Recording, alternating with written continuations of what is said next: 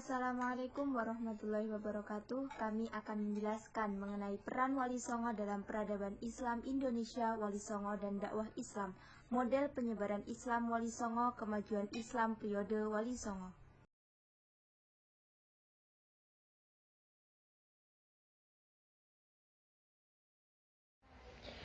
Yang pertama adalah Sunan Gresik. Beliau bernama asli Maulana Malik Ibrahim, disebut juga dengan Makhdun Ibrahim As-Samarkandi.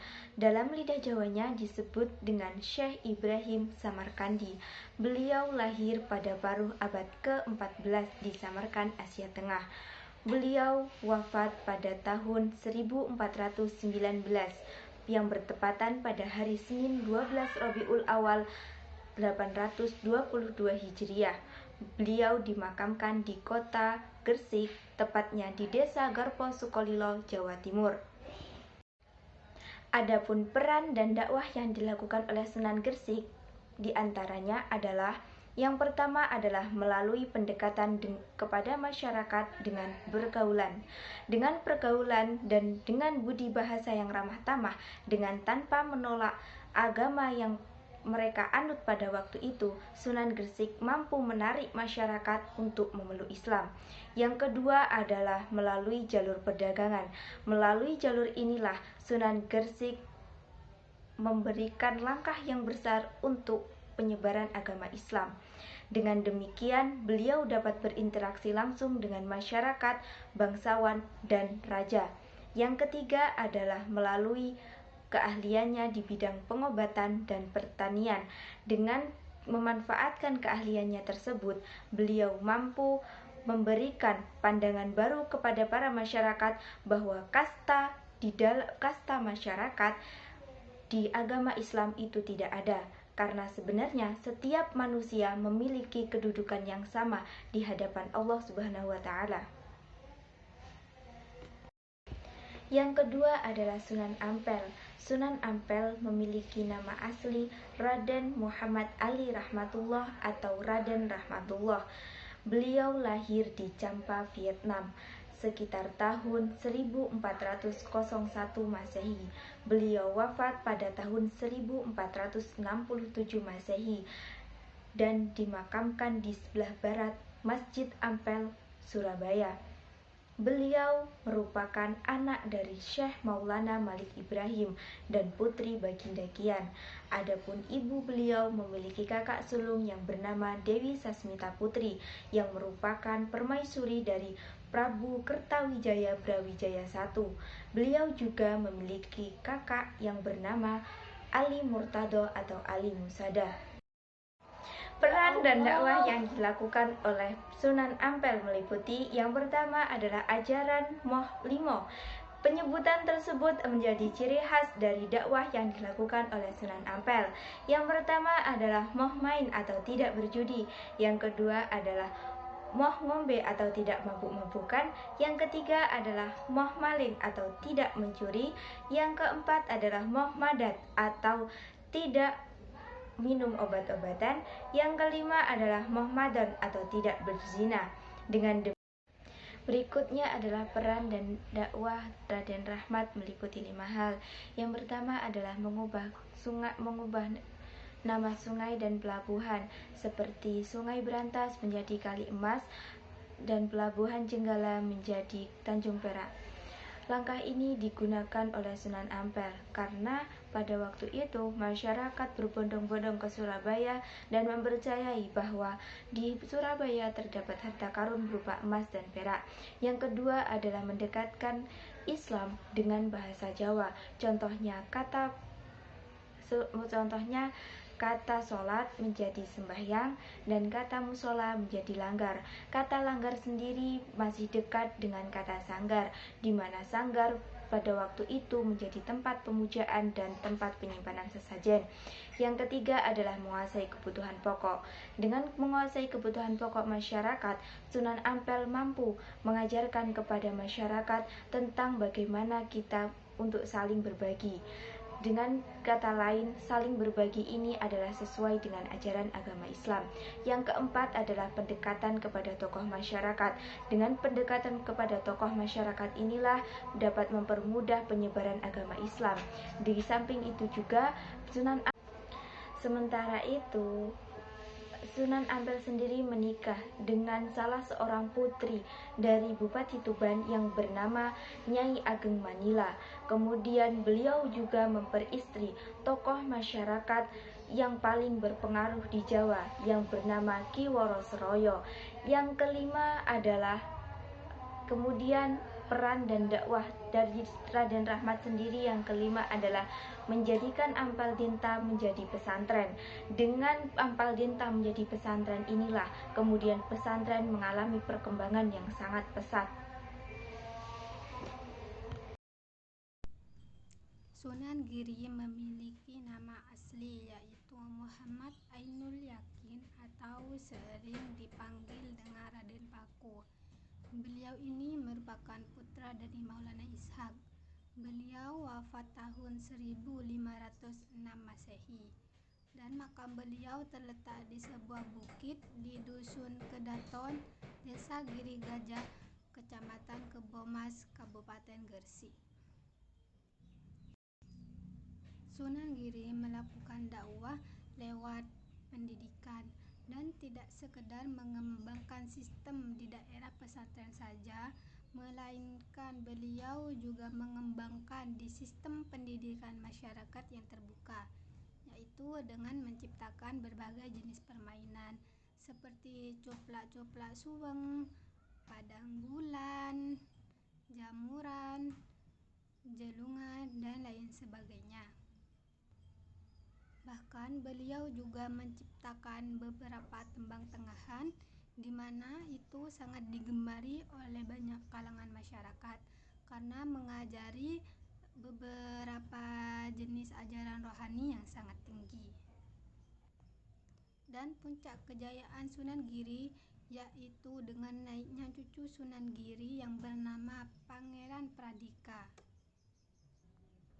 Pada masa itu tidak sekedar memperbaiki dan memperbesar Kedaton dan Masjid Giri serta makam Prabu Satmata, dakwah Islam pun berkembang sampai ke Kutai, Gawa, Sumbawa, Bima, bahkan ke Maluku. Selanjutnya adalah Sunan Bonang. Sunan Bonang lahir pada tahun 1465 Masehi. Beliau lahir di Ampel Denta dengan nama asli Raden Maksum Ibrahim. Setelah berdakwah, beliau mendapat julukan Sunan Bonang. Sunan Bonang sendiri merupakan putra dari Sunan Ampel dan ibunya bernama Nyi Ageng Manila, yaitu seorang putri dari Adipati Tuban. Dengan demikian, Sunan Bonang masihlah keturunan bangsawan dan juga merupakan waliullah. Sunan Bonang sendiri wafat pada tahun 1525. Makamnya terletak di Kompleks Pemakaman Desa Kutorejo, Kecamatan Tuban, di dalam kota Tuban. Lebih tepatnya di sebelah barat alun-alun Tuban, barat Masjid Agung Tuban. Sedangkan peran dan dakwah penyebaran Islam yang dilakukan oleh Sunan Bonang.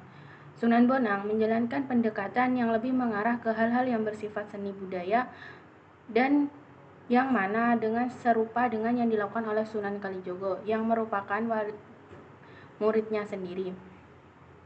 Salah satunya Sunan Bonang menggunakan perangkat gamelan Jawa yang biasa kita sebut dengan bonang. Di dalam reformasi seni pertunjukan wayang, Sunan Bonang sendiri dikenal sebagai dalang yang membabar ajaran rohani lewat pagelaran wayang. Bahkan menurut Primbon milik Profesor Kiai Haji Raden Muhammad Adnan, Sunan Bonang sendiri diketahui juga meneliti pengembangan ilmu. Selanjutnya yaitu Sunan Kalijaga. Sunan Kalijaga adalah putra Tumenggung Wiladikta Bupati Tuban. Sunan Kalijaga dikenal sebagai tokoh wali songo yang mengembangkan dakwah Islam melalui seni dan kebudayaan. Sunan Kalijaga bermasyhur sebagai juru dakwah yang tidak saja piawai mendalang, melainkan dikenal pula sebagai pencipta bentuk-bentuk wayang dan lakon-lakon karangan yang dimasuki ajaran Islam. Melalui pertunjukan wayang, Sunan Kalijaga mengajarkan tasawuf kepada masyarakat Sunan Kalijaga dikenal sebagai tokoh keramat oleh masyarakat, dianggap sebagai wali pelindung Jawa. Seperti wali-wali lain dalam berdakwah, Sunan Kalijaga sering mengenalkan Islam kepada penduduk lewat pertunjukan wayang yang sangat digemari oleh masyarakat yang masih menganut kepercayaan agama lama. Dengan kemampuannya yang menakjubkan sebagai dalang yang ahli memainkan wayang, Sunan Kalijaga selama berdakwah di Jawa bagian barat dikenal penduduk sebagai dalang yang menggunakan berbagai nama samaran. Masyarakat yang ingin menanggap wayang, bayarnya tidak berupa uang, melainkan cukup membaca 2 kalimat syahadat, sehingga dengan cara itu Islam berkembang cepat. Di antara berbagai lakon wayang yang lazimnya diambil dari epos Ramayana dan Mahabharata, salah satu yang paling digemari masyarakat adalah lakon Dewa Ruci dan lain-lain. Sunan Kalijaga dikenal sangat mendalam memaparkan kupasan-kupasan rohanian berdasarkan ajaran tasawuf dalam memainkan wayang lakon Dewa Ruci. Selanjutnya adalah Sunan Gunung Jati. Sunan Gunung Jati sendiri lahir pada tahun 1448 Masehi di Mekah. Beliau merupakan putra dari bangsawan Mesir yang merupakan keturunan Bani Hashim dari Palestina, yaitu Sultan Syarif Abdullah Maulana Huda, dan seorang ibu yang merupakan keturunan dari Raja Pajajaran, yaitu Raden Mana Rarasa yang bernama Nyai Rara Santang. Nama kecil dari Sunan Gunung Jati adalah Syarif Hidayatullah. Berdasarkan sumber sejarah Wali Nagara Tabumi, Serat Purwa Caruban Nagari, Sajarah Banten Rante-Rante, dan Sajarah Banten, diketahui bahwa Sultan Syarif Hidayatullah yang masyhur disebut juga sebagai Sunan Gunung Jati. Leluhurnya berasal dari Mesir, yaitu Sultan Hud, Raja Bani Israel yang terhitung masih keturunan Nabi Muhammad dari Janul Jainal Kabir, keturunan Imam Jainal Abidin bin Imam Husain bin Fatimah binti Muhammad. Sedangkan peran dan dakwah penyebaran Islam yang dilakukan oleh Sunan Gunung Jati adalah dengan memperkuat politik sekaligus memperluas hubungan dengan tokoh berpengaruh di Cirebon, Banten, Demak, dan dengan melalui pernikahan. Yang kedua adalah pencarian ilmu dan peperangan, serta penggalangan kekuatan para tokoh yang dikenal memiliki kesaktian dan kekuatan politik, serta kekuatan Sunan Derajat adalah putra dari Sunan Ampel dan adik dari Sunan Bonang. Beliau dikenal sebagai tokoh wali songo yang mengembangkan dakwah Islam melalui pendidikan akhlak bagi masyarakat. Sunan Derajat juga dikenal memiliki kepedulian yang sangat tinggi terhadap nasib fakir miskin. Sunan Derajat mendidik masyarakat sekitar untuk memperhatikan nasib kaum fakir miskin, mengutamakan kesejahteraan umat, bergotong royong, solidaritas. Bahkan Sunan Derajat juga mengajarkan kepada masyarakat tentang teknik-teknik membuat rumah dan membuat tandu. Secara umum, ajaran Sunan Derajat dalam menyebarkan dakwah Islam dikenal masyarakat sebagai 7 ajaran dasar, di mana 7 filsafah yang diajarkan dijadikan pijakan dalam kehidupan. Di antaranya yaitu yang pertama, kita selalu membuat senang hati orang lain. Dan ketujuh pilar itu mengajarkan masyarakat untuk selalu menolong sesama manusia, bahkan saling bersilaturahmi terhadap manusia maupun terhadap Tuhan Yang Maha Esa.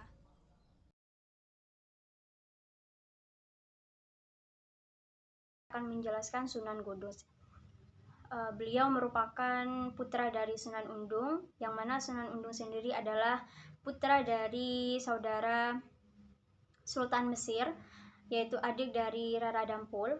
Nah, pada saat itu Sunan Undung dan saudarinya Rara Dampul pergi ke negeri Pusar Bumi di Cirebon dan bertemu dengan Syarif Hidayat, yaitu sepupu mereka yang menjadi Sunan di Gunung Jati. Kemudian Syarif Hidayat menyarankan agar Undung pergi ke Ampel Denta, yaitu berguru kepada Sunan Ampel. Pada saat itulah Undung pergi ke Ampel Denta dan menjadi murid terkasih Sunan Ampel. Kemudian beliau dinikahkan dengan cucu Sunan Ampel yang bernama Syarifah, yang dikenal dengan nama Nyai Ageng Manila. Nah, yaitu adik Sunan Bonang. Dari pernikahan itulah lahirlah Raden Fatihah atau Jafar Shodiq yang dikenal dengan Sunan Kudus. Selanjutnya adalah peran dan dakwah penyebaran Islam yang dilakukan oleh Sunan Kudus. Sunan Kudus beliau terhitung seorang ulama atau guru besar agama yang telah mengajar serta menyiarkan agama Islam di daerah Kudus dan sekitarnya. Keahliannya dalam ilmu agama, terutama pada bidang-bidang ilmu tauhid, usul, hadis, tafsir, sastra, mantik, terutama dalam ilmu fikih, sangat mengiringi kiprah dirinya dalam berdakwah. Nah, untuk keahlian yang banyak dimilikinya ini, di antara ke-9 wali, hanya Sunan Kudus yang terkenal sebagai waliul ilmi. Kiprah besar Sunan Kudus sebagai waliul ilmi tampak terlihat dari posisi dirinya sebagai pujangga yang berinisiatif mengarang riwayat-riwayat pondok yang berisi filsafat serta berjiwa keagamaan.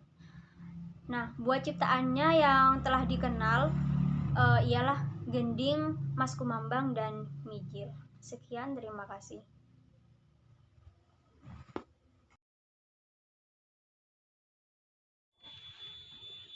Selanjutnya yaitu Sunan Muria. Sunan Muria adalah putra Sunan Kalijaga. Sunan Muria merupakan tokoh Wali Songo yang paling muda usianya. Sebagaimana Sunan Kalijaga, Sunan Muria berdakwah melalui jalur budaya, seni.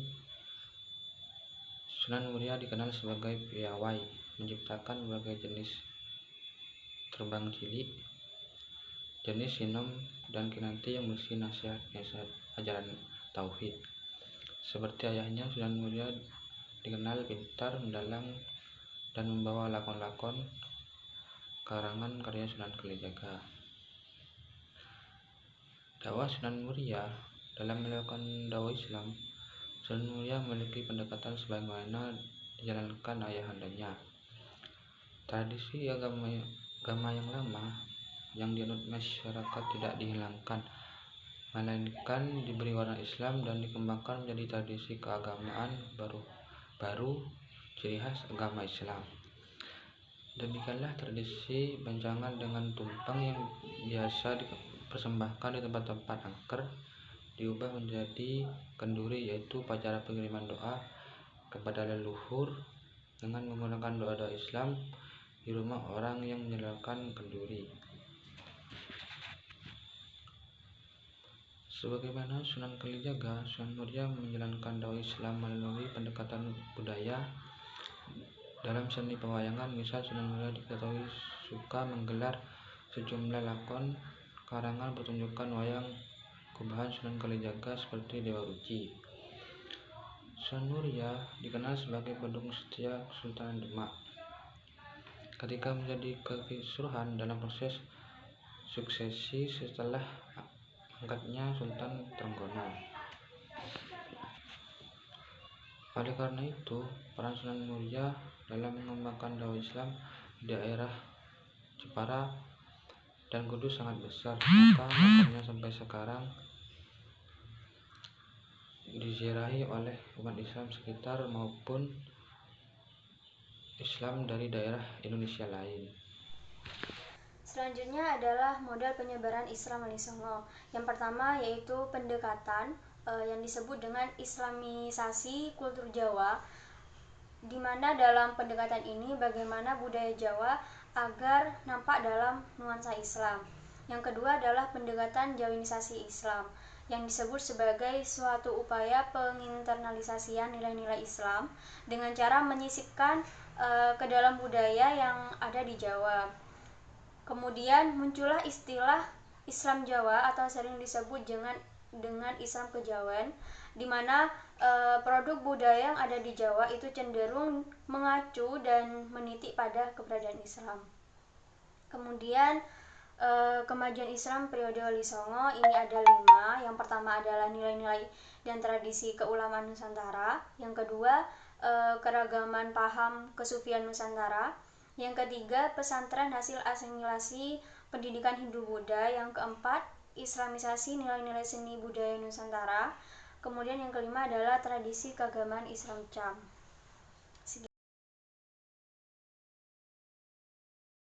Kami ucapkan terima kasih. Semoga bermanfaat untuk kita semua. Sampai bertemu kembali.